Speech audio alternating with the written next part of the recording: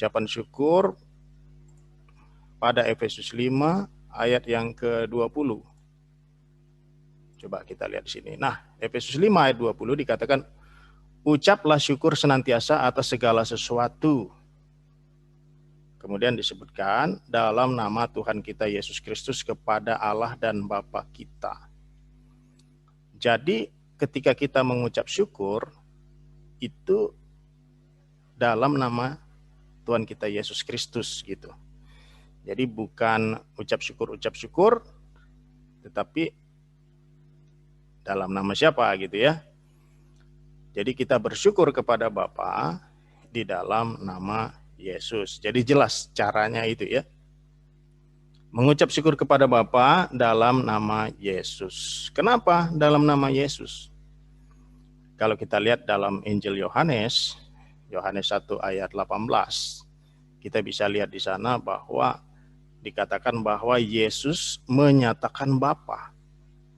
Artinya kita mengenal Bapa dengan lebih baik lagi, ya, secara progresif. Kita mengenal Bapa sebagai Tuhan yang menebus, sebagai Allah yang menebus, sebagai Allah yang melawat kita, adalah di dalam Yesus Kristus. Artinya dengan kedatangan Yesus ke dunia, kita semakin mengenal Bapa, begitu ya. Sama seperti Tuhan Yesus berkata kepada Filipus. Waktu itu Filipus nanya, Tuhan, dia bilang, tunjukkanlah Bapa itu kepada kami. Lalu Yesus berkata kepada dia dalam Yohanes 14 ya, Yohanes 14 ayat 9 sampai ke 10 dikatakan, Tuhan Yesus mengatakan begini, Filipus, kalau kamu sudah melihat saya, kamu sudah melihat Bapa. Artinya apa? Artinya bahwa Yesus menyatakan Bapa, membuat Bapa itu nyata, semakin jelas bagi kita dengan kedatangan Yesus. Makanya ketika kita berdoa kepada Bapa, ketika kita bersyukur kepada Bapa, itu di dalam Yesus Kristus, ya. Jangan sampai pemahaman kita tentang Bapa tidak jelas ya, atau bahkan menyimpang. Tetapi kita mengenal Bapa di dalam Yesus Kristus ya. Jadi ketika kita bersyukur kepada Bapa di dalam nama Yesus ya. Kemudian dikatakan juga di sini ya, ayat-ayat yang berkaitan dengan bersyukur ya. Ayat-ayat yang berkaitan dengan bersyukur adalah jangan khawatir. Ya, jadi ini kontrasnya gitu. Jadi kalau kita bersyukur jangan khawatir. Ya. Dikatakan dalam Filipi 4 ayat 6, janganlah hendaknya kamu khawatir tentang apapun juga, tetapi nyatakanlah dalam segala hal keinginanmu kepada Allah dalam doa dan permohonan dengan ucapan syukur. Ya. Jadi kalau kita melihat sejarahnya, ya, sedikit history backgroundnya daripada Filipi ini Paulus menulis surat ini ketika dia berada di penjara. Begitu juga dengan Efesus, ya. Kalau Tesalonika tidak, ya. Kalau di Tesalonika dia setelah dianiaya dia harus berpindah-pindah tempat. Jadi hidup Paulus itu tidak mudah. Kemudian di Efesus ini dia berada di dalam penjara dan dia menulis surat ini, ya. Kemudian juga Filipi dia juga berada di dalam penjara. Jadi kita bisa memahami bahwa perkataan Paulus ini bukan hanya sekedar kata-kata yang dimana dia sendiri tidak mengalami, ya, tetapi sebaliknya dia sendiri mengalami itu dan dia sendiri membagikan dan mengajarkannya kepada jemaat di Filipi, ya. Dia ketika itu berada di penjara di Roma, dia mengatakan janganlah hendaknya kamu khawatir tentang apapun juga, tetapi nyatakanlah dalam segala hal keinginanmu kepada Allah dalam doa dan permohonan dengan ucapan syukur. syukur ya. Jadi jangan kita khawatir, tetapi nyatakan segala hal keinginan kepada Allah dalam doa. Nah, jadi kalau kita membaca di dalam Alkitab, itu ada satu kitab yang sangat bagus sekali mengajar kita untuk berdoa, ya, yaitu kitab Mazmur ya. Jadi di dalam kitab Mazmur itu ada sekitar 70 Mazmur yang isinya tentang keluhan ya. Dia dikategorikan Mazmur-mazmur yang berisi banyak keluhan itu dikategorikan sebagai lament psalm atau lamentary psalm atau mazmur ratapan. Jadi kalau kita baca mazmur-mazmur ratapan itu, mazmur-mazmur lamen itu atau lamentary psalm itu, di situ banyak keluhan ya. Tetapi juga ada iman daripada pemazmurnya. Iman tentang apa?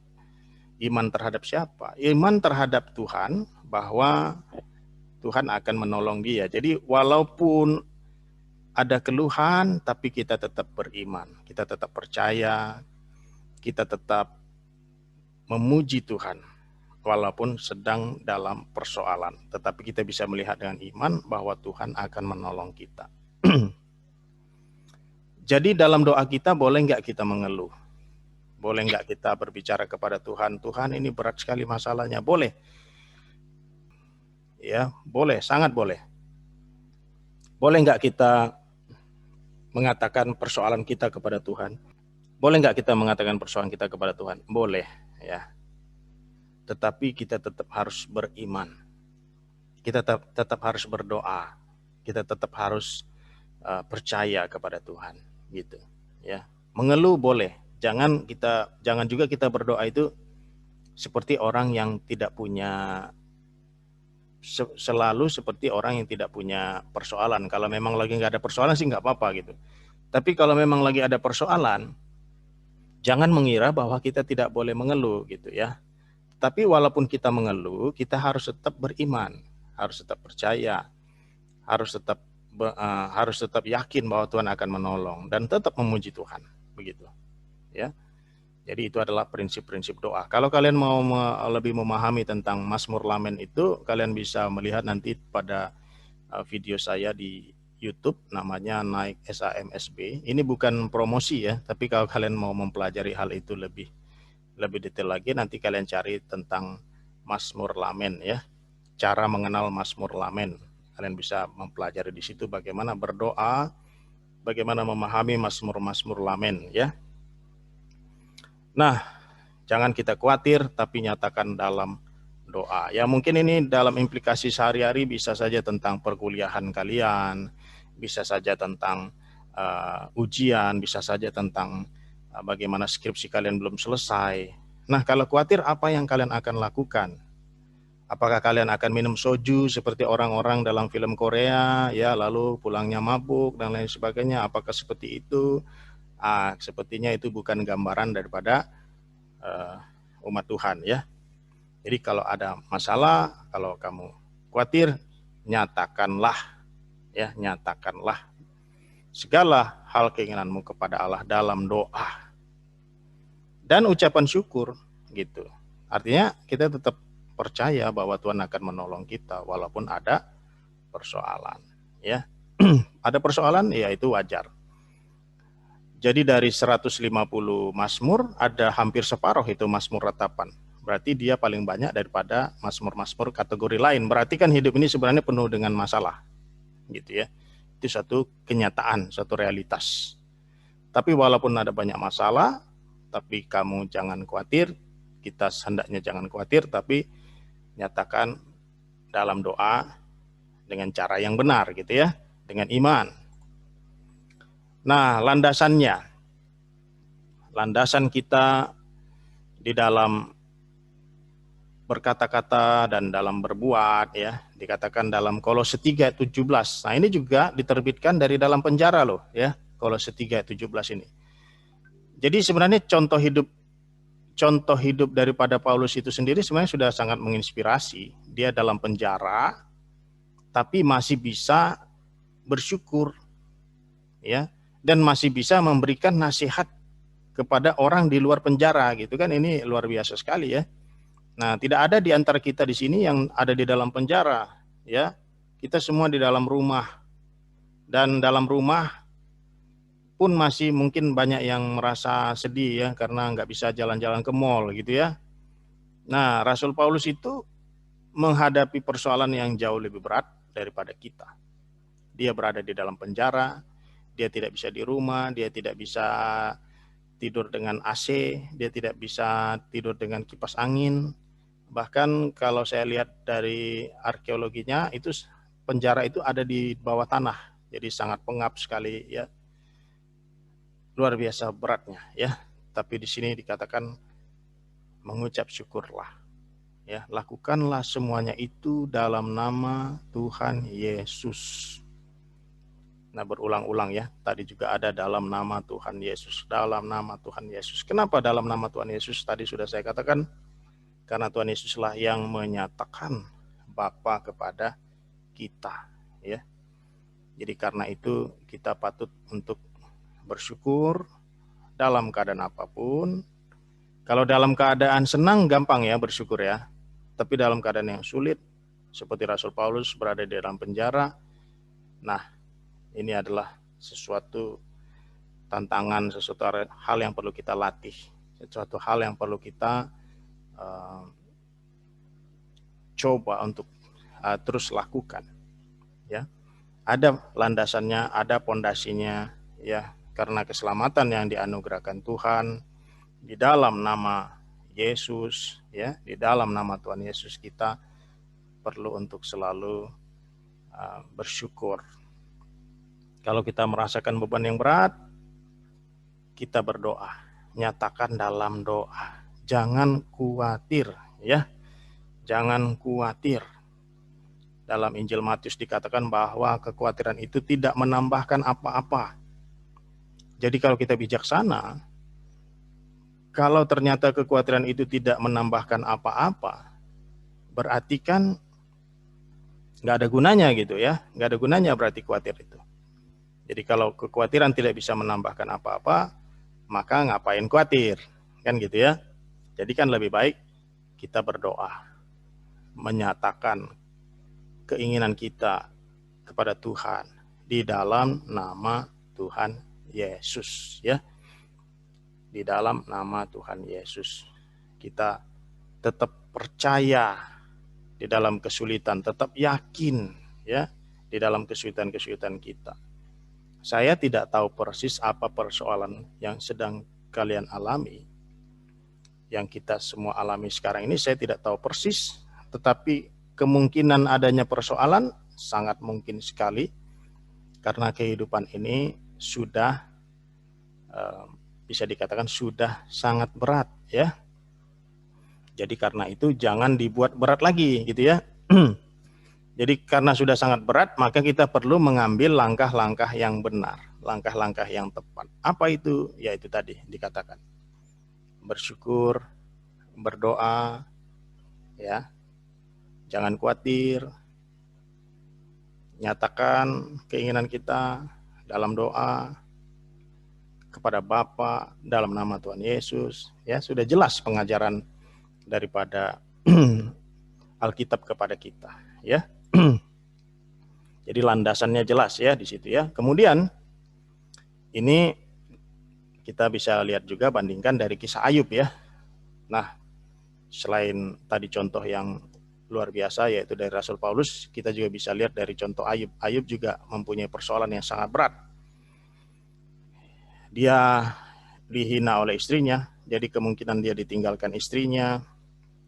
Setelah mengalami kebangkrutan ya, terjadi malapetaka, anak-anaknya meninggal, dia juga sakit, ya, banyak luka-luka dalam tubuhnya, ya, pada tubuhnya luka-luka sakit. Jadi dia sakit, dia ditinggal istrinya, dia ditinggal mati anak-anaknya, dan dia juga dinasihati oleh teman-temannya yang tidak percaya kalau dia ini tidak ada salah, gitu. Jadi begitu berat sekali penderitaan daripada Ayub, ya, berat sekali penderitaan Ayub. Nah, kalau kita bandingkan hidup kita, hidup Ayub ini sangat berat sekali ya. Jadi istilahnya kalau orang udah jatuh ketimpa tangga, ya, terus tangganya itu berlipat-lipat lagi, ya, kira-kira seperti itu yang dialami oleh Ayub. Tetapi apa yang Ayub katakan setelah mengalami semua itu? Setelah istrinya meninggalkan dia, oh ini yang dia katakan, sepertinya ini yang dia katakan kepada istrinya ya, yang kemudian meninggalkan dia. Kemudian anak-anaknya meninggal. Ya. Ini yang dia katakan. Dengan telanjang aku keluar dari kandungan ibuku, dengan telanjang juga aku akan kembali ke dalamnya. Tuhan yang memberi, Tuhan yang mengambil, terpujilah nama Tuhan. Ya. Jadi di dalam kesulitan yang luar biasa, Ayub masih berbicara seperti ini. Dia tidak merasa bahwa miliknya itu terlalu mengikat, harta miliknya, ya, segala sesuatu yang dia miliki sebelumnya itu sepertinya tidak terlalu mengikat dia, karena dia bilang, toh aku juga waktu datang juga nggak bawa apa-apa, ya, saya juga telanjang, saya nggak bawa apa-apa, ya, dan kalaupun saya punya selama ini itu juga Tuhan yang memberi, katanya, ya, dia juga yang mengambil, ya, terpujilah nama Tuhan. Dia masih bisa memuji Tuhan dalam keadaan yang sakit, dalam keadaan yang sulit, ya, ditinggal anak, ditinggal istri, ditinggal harta bendanya, dia masih bisa bilang, Tuhan yang memberi, Tuhan yang mengambil, terpujilah nama Tuhan. Ini sikap hati yang luar biasa. Nah, hari ini kita mengalami pandemi, ya, ini bukan sesuatu yang asing bagi kita, ya. Sudah sangat sering dari tahun 2020 sudah sering dibicarakan tentang pandemi. Ya, tentu ada banyak tantangan, ya. Mungkin orang tua kita punya pekerjaan atau bisnis mungkin tidak berjalan dengan baik, mungkin kita jatuh sakit, mungkin ya banyak tantangan yang kita hadapi, ya. Tetapi di tengah kesulitan itu kita perlu memahami, ya, seperti halnya Ayub, bahwa Tuhan itu berdaulat dan bukan kita, ya. Kita perlu belajar daripada Ayub bahwa di tengah kesulitan apapun, ya, kita perlu tetap percaya kepada Tuhan. Dia yang berdaulat atas kehidupan ini. Dia yang tahu apa yang terbaik. Dia tahu apa yang harus dia lakukan, apa yang perlu dia lakukan, gitu ya. Jadi kita hanya perlu percaya saja kepada dia, ya. Terlebih karena kita orang percaya bahwa persoalan dalam kehidupan kita ini bukan hal yang final, bahkan kematian pun bukan hal yang final bagi kita, gitu. Karena setelah kita mati kita akan bertemu dengan Tuhan, kita akan masuk ke surga. Makanya penting sekali untuk mensyukuri keselamatan itu, ya. Penting sekali untuk memahami keselamatan itu dan mensyukuri keselamatan itu, ya. Sangat-sangat penting sekali. Ya, itu seperti sebuah jangkar, ya, jangkar terhadap perahu. Jadi kalau perahu itu ada jangkarnya, maka dia akan stabil, ya. Maka dia nggak akan terombang-ambing, dia nggak akan kemana-mana, gitu. Jadi jangkar kita adalah syukur kita kepada atas keselamatan yang dianugerahkan Tuhan kepada kita, ya. Dan kita tahu bahwa persoalan yang terhebat di dalam kehidupan pun, yaitu kematian pun, tidak akan membuat kita gentar, ya. Sama seperti Rasul Paulus mengatakan bahwa selama dia hidup, dia akan memberikan hidupnya kepada Kristus, dan kalaupun mati itu adalah keuntungan. Nah, harus bisa sampai ke sana itu pemahaman kita, bahwa persoalan di dunia ini bukan persoalan yang final. Kalau kita mengharapkan di dunia ini akan selalu senang, itu nggak mungkin. Karena orang bisa sakit, orang bisa mati, ya. Orang-orang yang kita kasih juga bisa meninggal, bisa pergi meninggalkan kita, seperti halnya Ayub. Jadi apa yang perlu kita miliki? Ya, kita perlu memahami Tuhan itu berdaulat Dan kalaupun kita meninggalkan dunia ini, kita akan bersama Bapa di surga, gitu ya. Jadi penting sekali. Jadi dari awal tadi sudah jelas, dasar landasannya adalah syukur atas keselamatan, bersukacita atas keselamatan kita. Nah, kapan saja kita bersyukur dan memuji Tuhan? Dalam Mazmur 34 ayat 1 sampai 2 dikatakan, ya, di sini pemazmur mengatakan, aku hendak memuji Tuhan pada segala waktu. Ya, jadi segala waktu memuji Tuhan. Susah senang memuji Tuhan. Dalam Mazmur Lamen tadi yang saya katakan, Lamentaris Psalm tadi, Mazmur ratapan tadi, walaupun dia meratap, walaupun dia mengeluh, dia tetap memuji Tuhan. Memuji Tuhan karena dia percaya, karena dia yakin akan Tuhan, sehingga dia memuji Tuhan, walaupun waktu itu dia sedang menghadapi persoalan. Nah, siapa di antara kita di sini yang masih menghadapi persoalan? Kalau masih menghadapi persoalan, lihatlah persoalan kita dengan iman, bahwa Tuhan akan menolong kita, bahwa Tuhan akan membebaskan kita. Ya, lihat dengan iman bahwa Tuhan akan melakukan yang terbaik terhadap persoalan-persoalan kita. Karena itu kita tetap memuji Dia. Ya. Karena itu kita tetap memuji Dia dan tidak stres, ya. Jadi orang Kristen itu boleh mengeluh, boleh stres, tapi nggak lama-lama. Kenapa? Karena beriman. Karena percaya kepada Tuhan, karena yakin kepada Tuhan. Karena yakin akan pertolongan Tuhan. Jadi nggak stres lama-lama, tidak mengeluh lama-lama, tetapi bisa mengatasinya. Karena Tuhan, ya, bersama Tuhan dapat mengatasi semua itu, gitu ya. Jadi kita perlu bersyukur memuji Tuhan pada segala waktu, ya. Jadi coba kalian merenungkan kehidupan kalian, ya, dan coba melihat ke dalam kehidupan kalian. Apa hal yang kalian keluhkan? Apa yang kalian keluhkan? Keluhkanlah kepada Tuhan, nyatakanlah kepada Tuhan. Dan lihat persoalan itu dengan iman. Bahwa Tuhan akan menolong, bahwa Tuhan akan membebaskan, bahwa Tuhan akan membantu, bahwa Tuhan akan mendukung, ya.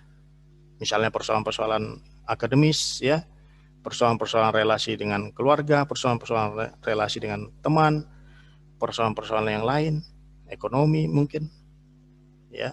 Lihatlah persoalan kamu dengan iman, ya, percaya kepada Tuhan, ya, bahwa Dia akan selalu menolong kamu dan memberikan yang terbaik kepada kamu. Tuhan Yesus pernah mengatakan, ya, kalau seorang ayah duniawi saja tahu cara memberikan yang baik kepada anaknya, apalagi Bapa yang di sorga, ya, apalagi Bapa yang di sorga. Dia jauh lebih besar daripada ayah di dunia, orang tua di dunia jauh lebih besar. Maka tentu Tuhan akan menolong kita, mendengarkan kita, memperhatikan kita, memperdulikan kita, dan tetap akan melakukan, memberikan yang terbaik kepada kita. Walaupun situasinya tidak selalu luar biasa, ya, karena hidup ini kan penuh dengan tantangan, hidup ini penuh persoalan, tapi di dalam Tuhan selalu Tuhan akan memberikan yang terbaik, ya. Dalam Roma 8 ayat 28 dikatakan bahwa segala situasi, segala keadaan diizinkan Tuhan untuk mendatangkan kebaikan bagi anak-anaknya. Yusuf, dalam kisah Yusuf mengatakan bahwa meskipun saudara-saudaranya mereka-rekakan mereka-rekakan yang jahat, tetapi karena apa yang dilakukan oleh saudara-saudaranya itu, Tuhan dapat memutarbalikkan dan justru mengangkat Yusuf menjadi seorang perdana menteri di Mesir, gitu. Berarti kan ini satu persoalan, satu tantangan yang diubah, yang diputarbalikkan oleh Tuhan sehingga mendatangkan kebaikan. Nah, itu juga bisa terjadi pada kita. Jadi jangan bersedih, jangan bersungut-sungut, ya.